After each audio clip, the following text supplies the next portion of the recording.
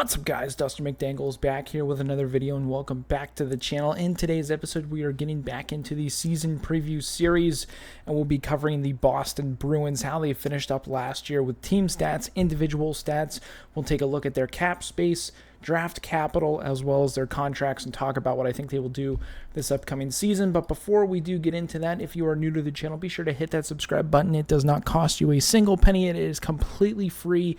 Tell 5 friends. You guys have also been doing a great job helping the channel grow, so keep that up. Hit the subscribe button, and we'll go ahead and continue on. The Boston Bruins last year exceeded expectations to the max, blowing people out of the water, I would think, and finished the year off 65-12-5 for 135 points, only to lose in the first round of the playoffs to the Florida Panthers, but President's Trophy winners. A lot of turnover this upcoming season, but looking at their individual stats, a bunch of players of note making a statement last year. David Pastrnak, 113 points in 82 games played. Brad Marchand, a little bit of a down year, 67 points in 73 games played. Patrice Bergeron, 58 and 78 played. Zacha, 57 and 82. And then David Krejci, 56 in 70 games played. Rounding out the rest of the top 10, we've got Lindholm, McAvoy, DeBrusk, Coyle, and Taylor Hall.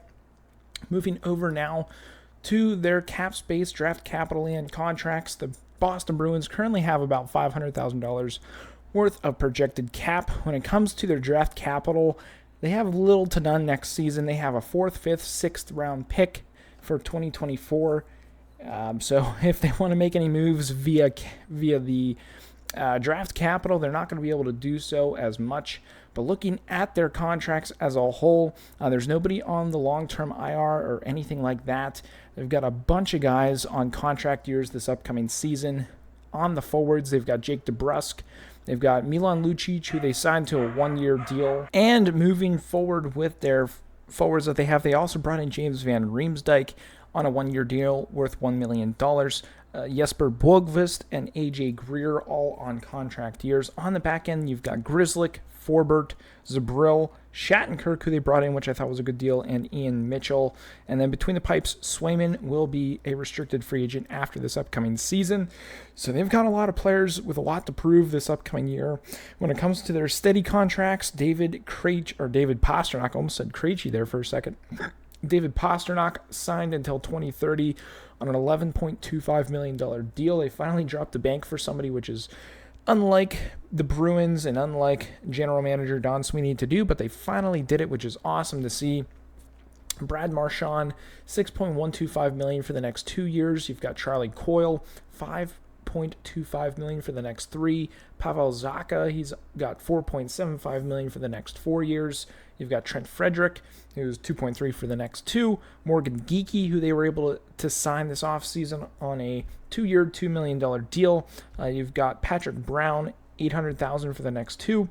And then on the back end, you've got some pretty good studs. Charlie McAvoy, $9.5 million until 2029. You've got Hampus Lindholm, who signed $6.5 million all the way until 2029. That's an absolute steal of a deal at 29 years old. You've got Brandon Carlo signed $4.1 million for the next 4 seasons. And then between the pipes, Linus Ullmark, $5 million for the next 2. So overall contracts, I think, are very well spread out throughout this team. No one on a team-friendly deal, but it's going to be tough this upcoming season, I think, for the Boston Bruins with their depth and lack thereof it at the center position, because when you really look at their roster, Charlie Coyle, Zacha, Morgan Geekie, Patrick Brown, and Bjorkqvist are listed as potential centers.